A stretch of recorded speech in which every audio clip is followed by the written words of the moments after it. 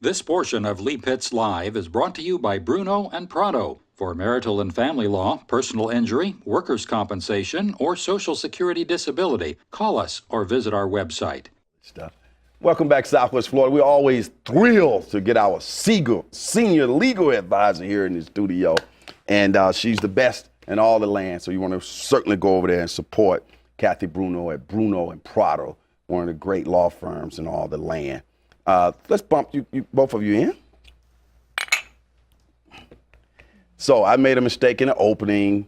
We're not talking about autism. We're talking about Alzheimer's, right? Okay, so that lets everybody at home know that this is live, and also that Lee Pitts does make mistakes from time to time. So you guys can clap at home.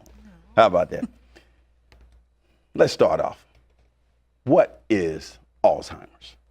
Alzheimer's disease is a progressive terminal illness where people experience initially some problems with memory as well as cognitive issues, and as the disease progresses, they have additional problems. Towards the very end of the disease, people really do need help with all aspects of daily living and 24-hour care.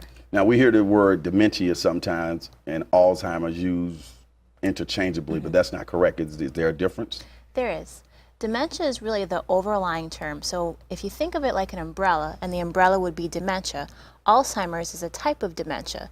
So when people say they have dementia, that's like saying that they have an infection. Okay, but what type? What is the Alvin Dubin Research Center? The Alvin A. Dubin Alzheimer's Resource Center is a local non-for-profit agency. We are a United Way agency, and our whole goal is to provide support and information to families as well as those who are affected by Alzheimer's disease and related memory impairment disorders. Now, sometimes people joke and say, "Oh, you're losing your mind," or we joke around about it, but it's a serious thing that can happen to people. Now, do some people say, "Hey, I think I'm getting Alzheimer's," and they might be playing around, but it could be seriously, or vice versa. It may not be Alzheimer's, they're just playing around. What do you hear out there? Well, I do think that people experience, and it's been shown that your memory does have some changes as we get older, as well as our cognitive abilities, but Alzheimer's is very different than that. That is a true disorder that affects our aspects of daily living. And so sometimes people do joke, occasionally though, as a way to mask what's happening with them. So I think it's important for people to seek treatment whenever they're having concerns of that nature. Right, and people of our age, particularly me and you, Kathy, I think I might be a little older than you. Just a little bit. Or maybe 10 years. Anyway, you're just my little junior. But anyway, Kathy, as our parents and people in our family start to age, we start to see things that we need to make sure that we're taking care of a lot of the things as it relates to the legal things that need to be taken care of. That's why we bring in our senior legal advisors. Kind of speak to some of that, and we'll come back to you on some other things. With regards, if you get a diagnosis of dementia or Alzheimer's or anything else, you really need to get your paperwork in order. Particularly, you're going to need to get a power of attorney. This allows you to be able to make the decisions for yourself while you're still able to make the decisions. As Jessica will tell you, Alzheimer's is a disease where eventually you're not going to be able to do anything for yourself. You will completely lose capacity, completely lose your competency, and just not be able to, process any information. So while you still can, it's important to get your legal paperwork, get your power of attorney, list who you want to do what for you, get a healthcare directive so that if something happens, they know, do you want to be on a machine or do you not want to be on a machine? You can have your voice even though you're not able at that time to have your voice. Now, is it fair to say that people can contact you at that number we have on the screen for not only information related to the power of attorney, but for any major legal questions they may have, because you one of the great law firms around here? Definitely people can give us a call, and if we can't help you, we know where to send you to get help. Now, how did the two of you become interwoven? I actually have a family member that was recently diagnosed with Alzheimer's, and that became a very chaotic, a big mess, if you will, because it just threw everybody off, and it was very difficult for us to figure out where we're going. So I contacted the Alvin Dubin Resource Center, and I met up with Jessica and Marie over there, and they were extremely helpful. And I would call Jessica all the time and just ask her, what do I do in this situation? Because Alzheimer's is a disease that you look at the person, they look fine, but their mind is going. And there's just different ways to be able to deal with that you need someone who has expertise to help you. Now, before I go back over to Jessica and talk about some of how you treat people with Alzheimer's and diagnosis and so on, talk about you being a legal mind, did you still, with your background, still have to get some legal papers and things in order? Absolutely. So that sends a message to other people out there. Go ahead. Everybody needs to have their paperwork in order. I can't stress that enough.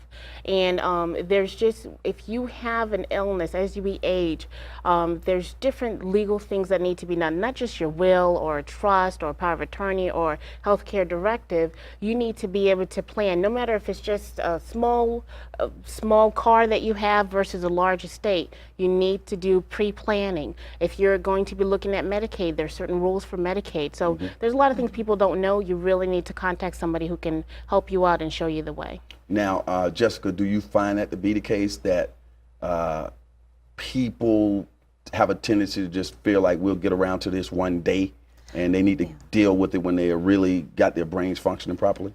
We definitely do see that. I think a lot of families, understandably, they wait for that crisis. You know, things seem like they're going okay, and people don't really want to talk about these type of issues because they're tough issues. I also think that sometimes during that initial diagnostic process and when people are first hearing the term Alzheimer's, it can be really scary. So many people have the tendency to kind of head in the sand approach, which again we understand, but that does hurt people down the road versus trying to hit this thing head on and start getting some of the planning in order. Talk about diagnosis, treatment. The proper way to go about a diagnosis is really a process of elimination. So when someone first suspects that they're having some issues, usually they talk with their primary care physician first, and that physician can run a whole battery of tests to see if there's a physical condition happening, like a vitamin deficiency or a thyroid issue, depression, things that can very much mimic dementia that can be cleared up. So that happens first. Then people often will progress to a neurologist, and some additional studies are done, like MRIs and things of that nature, trying to rule out anything else that could be causing this issue. When that's not done, then sometimes a diagnosis of probable Alzheimer's disease is given. The only way to know 100% is at time of autopsy, but we can get pretty close to the 97 percentile. How do people end up with your organization? Do they come to you from the doctors, or they can come to you first and then go to a doctor? Either way, we have many people who are referred by physicians. Some people just hear about us. We have social workers who refer to us. We're in the community quite a bit, just trying to get the word out and get people aware of what's happening. Good information. Let's go back over here to you, Kathy. Durable and non-durable power of attorney. Fancy stuff. That's why we got you here. Break it down for me.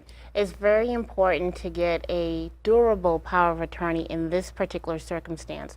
The reason is the power of attorney allows somebody to act on your behalf, go to the bank and manage your finances, do transactions for you, real estate or otherwise.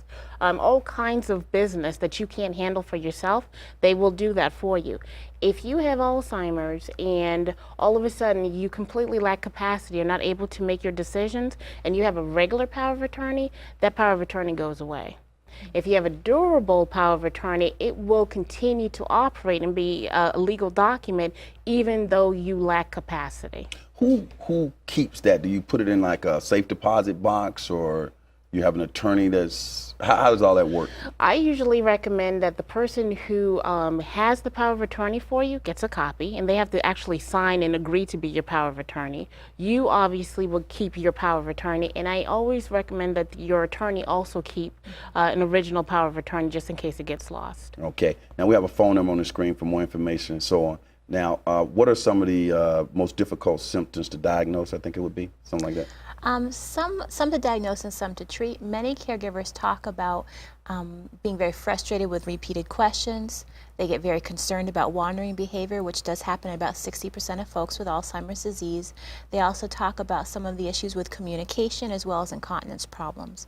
So those each by themselves is very manageable, but when you're presented with someone who's having problems in many different areas, it becomes much more difficult. Okay, before we go back over to Kathy with the final question, tell me what a person may look at right now. Say you're at home and you say, first of all, Alzheimer's is not just something elderly people get, right? That's my understanding. It could vary in age. It can vary in age. It's typically something that older folks face, but we do see sometimes people diagnosed much earlier in their 50s and sometimes early 60s. That's not the typical, but it can happen. What are some symptoms I may look at and say this person might be coming down with Alzheimer's? When you see people really struggling to have a difficult time managing their checkbooks, managing their appointments, sometimes some paranoia, so it's not just that they lost their keys, but they're sure someone has taken them from them, as well as sometimes personality changes. Okay. Seeing a legal advisor. Give us some closing points as it relates to legally?